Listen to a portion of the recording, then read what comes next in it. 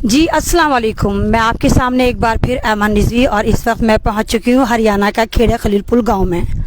जैसा कि आप जानते हैं, बताने की कोई ज़रूरत नहीं है, इंटरनेशनल एक मीडिया में एक बहुत अजीब व करीब घटना वायरल हो रही है, जहां पर एक निहायत ही खूबसूरत गबरू मुसलमान गयूर नौजवान को बहुत बेदर्दी से और बहुत ख़तरनाक तरीके से यहां पर कत्ल कर दिया गया। मैं ऐमन रिजवी लगातार आपको हर जुल्म के खिलाफ उठाकर दिखाती हूँ कि देखिए हो क्या रहा है।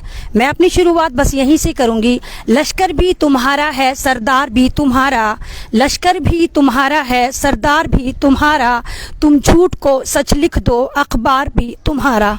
मैं हरियाणा पहुंच चुकी हूं। ये वही इलाका है जहां पर ईद के दूसरे दिन एक बहुत ही खूबसूरत नौजवान, मुस्लिम नौजवान अगर कहूं तो ज़्यादा बेटर होगा, कि उसके साथ निहायत ही गंदे के तरीके से एक मॉब लिंचिंग करी जाती है। और मॉब लिंचिंग करने वाले वही लोग होते हैं जो समाज में गंदगी बांट रहे हैं। भारत वैसे ही परेशान है। भारत में जिस तरह एक पैंडेमिक फैल रहा है, जिस तरह कोरोना काल चल रहा है, जिस तरह लोग मर रहे हैं और जिस तरह हम कटमुल्ले, अब मुझे बड़ी खुशी होती है कि मैं अपना आप को वही गाली देती हूँ जो आप लोग हमें गालियां देते हैं, जो आरएसएस वाले हमें गालियां देते हैं। हाँ, हम कटमुल्ले, वही कटमुल्ले जो तुम्हारी अर्थियां उठा रहे हैं, वही कटमुल्ले जो तुम्हारी चिताओं को मुख अग्नि दे रहे हैं, वही कटमुल्ले जो सिलेंडर लेके भागे चले जा रहे हैं, आज वही कटमुल्ले तुम्हें आंखों में फिर ऐसी जबरदस्त तरीके से चुभने लगे हैं कि तुम इन कटमुल्लों को फिर मारना शुरू कर रहे हो।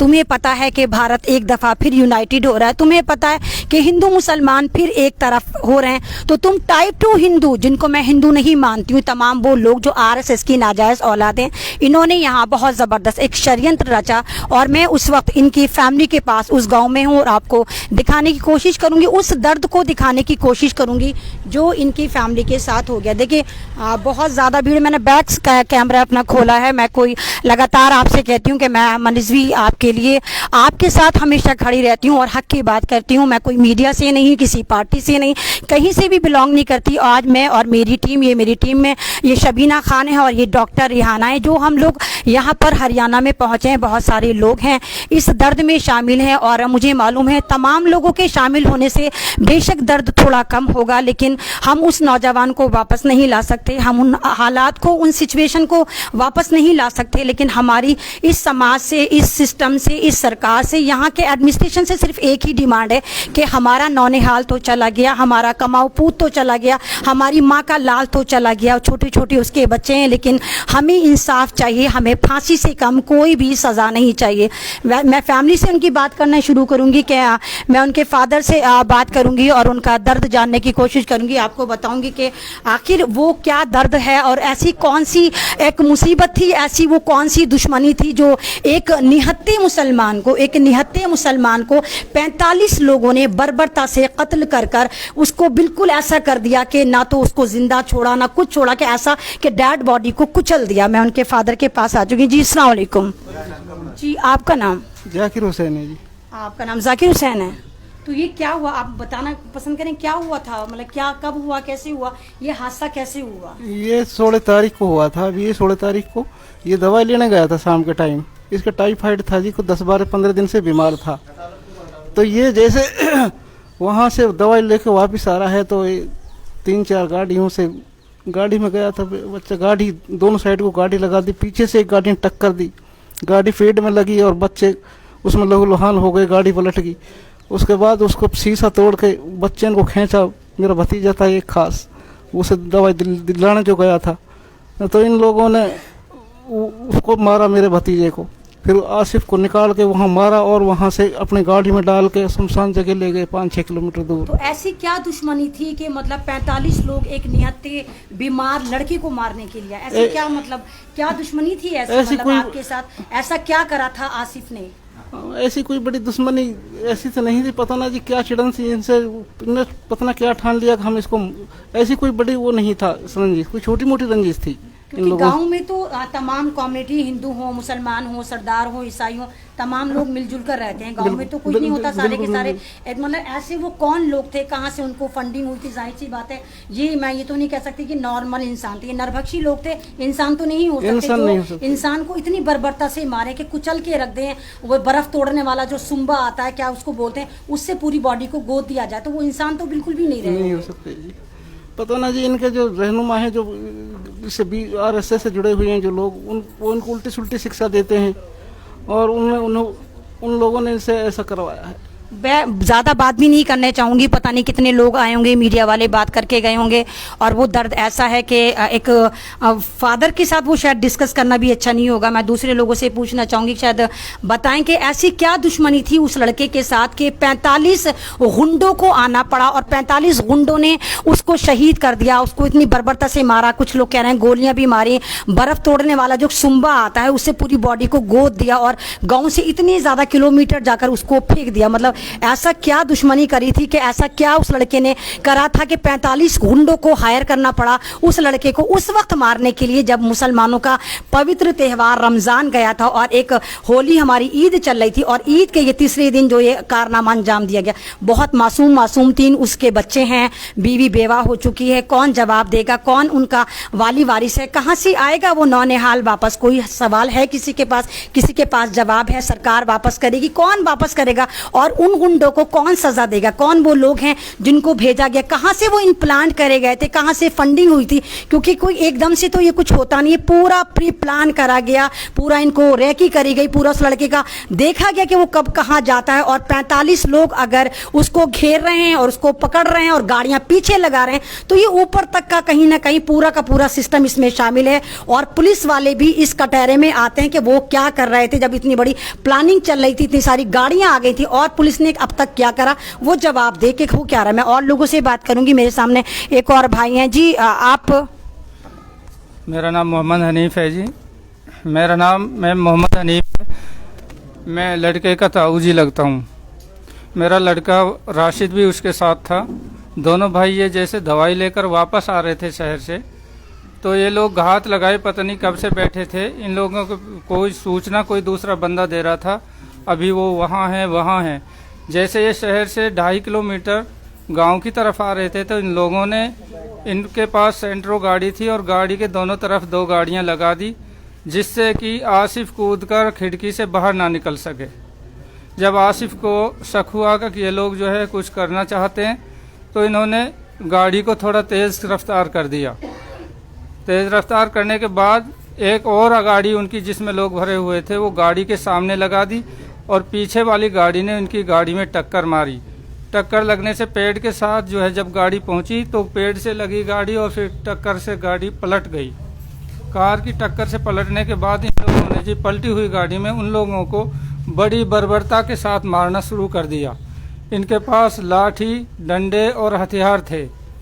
लाठी डंडे से, सरिया से उनको मारने लगे, तो जब गाड़ी से वो निकल नहीं रहा था, जिस तरफ आसिफ की तरफ गाड़ी गिरी थी, आसिफ ड्राइविंग कर रहा था, ड्राइवर की तरफ गाड़ी पलटने से वो उनको निकालने में बहुत मुश्किल हो रही थी। तो उन्हें जल्दी से गाड़ी को खड़ा करके उन दोनों बच्चों को निकालकर बड़ी बेरहमी से, बहुत बेदर्दी से उनका कत्ल किया। वो लड़का दूसरे वाला भाग गया उनसे जान छुड़ाकर, और आसिफ को वो गाड़ी में अपहरण करके ले गए। फिर उसको बड़ी बर्बरता से, बहुत ही बेरहमी से उसका कत्ल किया है, और जाकर गांव से करीब, जहां इन्होंने ये गाड़ी थी, उससे करीब 8 किलोमीटर दूर जाके लड़के को कत्ल करके फेंक दिया। तो ये मेरे साथ क्या नाम है, उनके रिश्तेदारों में से थे। और अभी मेरे पास एक जस्ट कमेंट आया है कि ऐमन रिजवी, तू रिंकू शर्मा की बात क्यों नहीं करती? हाँ, मैं बात करूंगी। रिंकू शर्मा वही है जिसको आरएसएस वालों ने खुद मारकर मुसलमान लड़कों को उठवाया था। और कोई तुझे सवाल का जवाब चाहिए तो आ मेरे पास आ। और मैं ऐमन रिजवी कभी मुसलमानों की बात नहीं करती हूँ। सबसे ज़्यादा कटहरे में मैं अपनी कौम को खड़ा करती हूँ। मैं सबसे ज़्यादा अगर सपोर्ट करती हूँ तो मैं नॉन मुस्लिम को करती हूँ। सबसे ज़्यादा मैं सपोर्ट करती हूँ उन लोगों को करती हूँ जो वाकई हकदार होते हैं, जिन पे जुल्म होता है। मैंने कभी नहीं कहा कि मैं मुसलमान हूँ। हाँ, ये मेरे लिए फख्र की बात है कि मैं मुसलमान हूँ, लेकिन सबसे पहले मैं इंडियन हूँ। सबसे पहले मैं अपने भारत की बात करती हूँ, यहाँ की इंसानियत की बात करती हूँ, यहाँ के लोगों की बात करती हूँ। और मैं हर जगह खड़ी हुई नजर आती हूँ, चाहे वो शाहीन बाग हो, चाहे वो किसान मूवमेंट हो, या कहीं पे भी कोई भी रेप कांड होता है, कहीं भी होता है, मैं और मेरी टीम सबसे ज्यादा वहां पर पहुंचती है। तो जो लोग ये कहने कि रिंकू शर्मा के पास भी चली जा, तो उन लोगों को बता दो कि रिंकू शर्मा को मारने वाले तुम खुद लोग थे, आरएसएस वाले थे, ताकि रिंकू शर्मा को मार के तुम मुसलमानों को एक बार फिर मार सको, उनको फिर कटहरे में खड़ा कर दो। और यहाँ रिंकू शर्मा की बात नहीं हो रही है। नहीं, अगर रिंकू शर्मा को 1% मान लो किसी ने मारा, तो क्या रिंकू शर्मा की वजह से तुम पूरे भारत में सांडों की तरह फिरते रहोगे? जहां भी तुम्हें मुसलमान नजर आता रहेगा तुम उसको मारते रहोगे, मॉब लिंचिंग करते रहोगे? इस वक्त हम दुनिया में ऑलरेडी बर्बाद चल रहे हैं, बदनाम चल रहे हैं।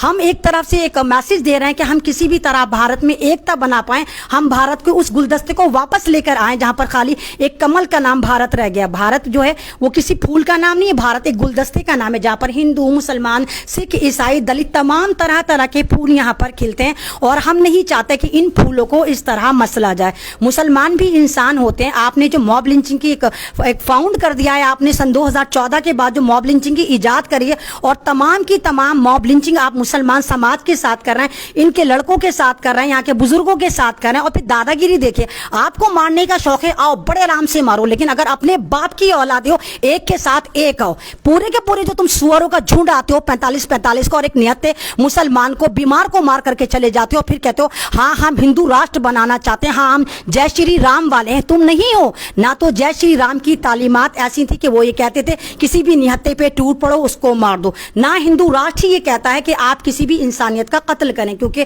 अगर आप किसी एक बंदे को भी मारते हैं तो यकीन जानिए आपने पूरी दुनिया की इंसानियत को शर्मसार करा। अब एक बात बताइए, छोटे छोटे बच्चे हैं, क्या कसूर था? क्या आरिफ क्रिमिनल था? क्या आरिफ किसी की जायदादें खोल के भागा था, किसी की भैंस खोल के भागा था? क्या था आरिफ जिसको 45 गुंडों से मरवाया गया? सवाल बनता है आप आसिफ जो भी है नाम, सॉरी मैं नाम में थोड़ा कंफ्यूज रहती हूँ, नाम क्या है? आसिफ नाम है बंदे का। आसिफ कोई क्रिमिनल नहीं था, एक शरीफ लड़का था, गांव के लोग जानते, कोई लड़ाई नहीं थी, किसी थाने में उसके नाम की सिंगल कंप्लेन नहीं है। उसके बाद अगर 45 गुंडों की जरूरत उसको मारने के लिए पड़े तो सोचो कि कौन सा कोई जुर्म होगा, या कौन से वो लोग होंगे जो मुसलमानों की घात में बैठे हैं। और सुनने में तो यहाँ पर भी ये भी आया है कि वो लोग अभी भी ये कह रहे हैं कि इस खानदान के 2 लोगों को अभी हमें और मारना है। यहाँ इस वाली बात में कितनी सदाकत है मुझे नहीं मालूम, लेकिन ये वाली बात मुझे यहाँ तक पता चली थी। मेरे साथ शबीना खान भी आई है, शबीना खान को भी आपने मेरे साथ देखा होगा। जी शबीना जी, आप क्या कुछ कहना चाहेंगे इसके बारे में? मैं बस यही कहना चाहती हूँ कि जिस तरह से हमारे देश का माहौल गंदा होता जा रहा है और बच्चों को इस तरह से इतनी बेरहमी से मारा जा रहा है, इस पे सरकार चुप क्यों है? सरकार इस पे एक्शन क्यों नहीं लेती है? और सबसे बड़ी चीज ये है कि जिस बच्चे को इतनी बेरहमी से मारा गया है, जिस तरह से हमने गांव वालों से भी पूछताछ की है, तो हमें पीछे से यही पता चला है कि बच्चा बहुत सच्चे मन का था, उसमें किसी भी तरह का छल कपट नहीं था, वो गरीबों के साथ बहुत मदद करता था। क्या उसकी यही गलती थी कि वो सबके दर्द को समझ के आगे चलता था, या उसकी ये गलती थी कि वो उसने किसी पे यकीन कर लिया और वो अपने भाई को लेके हॉस्पिटल से वापस आ रहा था? 45 लोगों ने, कम से कम 4-5 गाड़ियों ने उसको इस तरह से रोका जैसे लग रहा था कि वो कोई क्रिमिनल हो। क्या उसका कोई क्रिमिनल रिकॉर्ड है? जहां तक हमें पता चला है तो इन सब चीजों को नजर देखते हुए हमें बहुत अफसोस है। और उसके 3 मासूम बच्चे हैं, उसकी बीवी, उनकी क्या उम्र है, क्या जिंदगी है?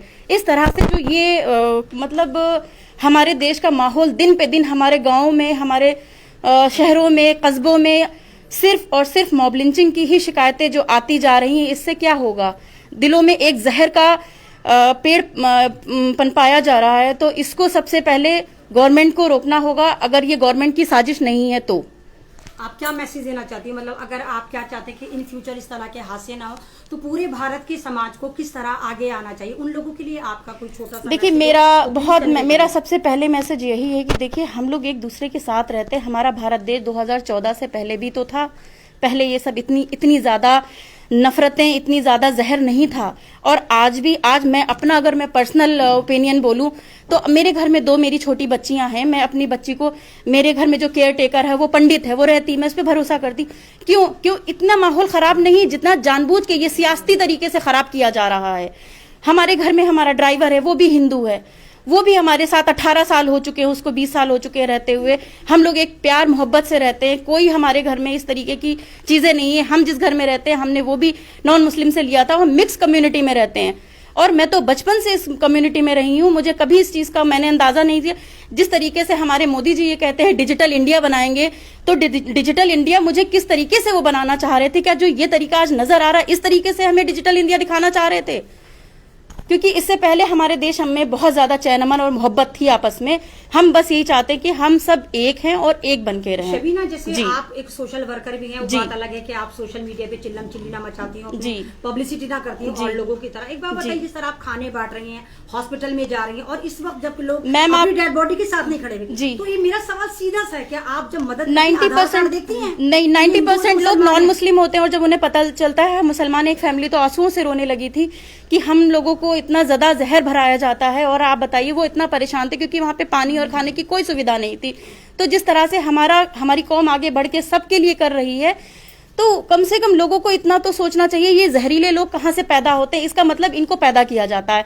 हमारी आम आवाम, चाहे वो हिंदू हो, मुस्लिम हो, सिख हो, सब एक हैं। उनमें ये जहर नहीं है, उनमें जहर जबरदस्ती डाला जा रहा है।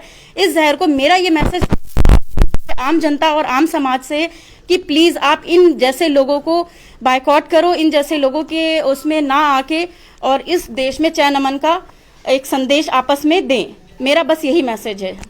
शुक्रिया शबीना। मेरे साथ मेरी ही टीम के साथ एक डॉक्टर रिहाना आई है। मैं डॉक्टर रिहाना से बात करूंगी। डॉक्टर रिहाना, कभी आपने पेशेंट का आई कार्ड देखा, आधार कार्ड देखा, आपने कभी इस तरह से जस्टिफाई करके कि नहीं भाई ये मुस्लिम कम्युनिटी से नहीं आता, इसका इलाज नहीं करना चाहिए, आपने कभी ऐसा करा? नहीं, ऐसा करने का हम सोच भी नहीं सकते, क्योंकि हमारे लिए सबसे पहले इंसान है।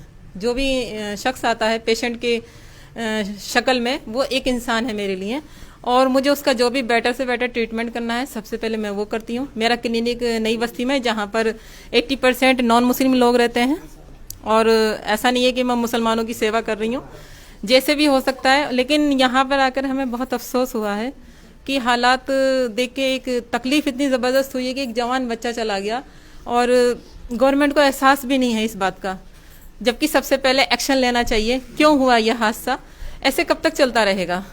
मेरी अपील है, जो भी गवर्नमेंट है, फिलहाल तो खट्टर जी की यहाँ गवर्नमेंट है, और वो प्लीज़ इस चीज़ को सीरियसली लें और एक्शन लें, सख्त से सख्त कदम उठाएं, उनके खिलाफ कार्रवाई करें और इंसाफ दिलाएं, क्योंकि हमने भी बहुत कुर्बानियां दी हैं इस देश को बनाने में। ये ना भूलें कि आज़ादी में, अंग्रेज़ों की लड़ाई में उन्होंने क्या किया है, ये सब जानते हैं, इतिहास गवाह है। लेकिन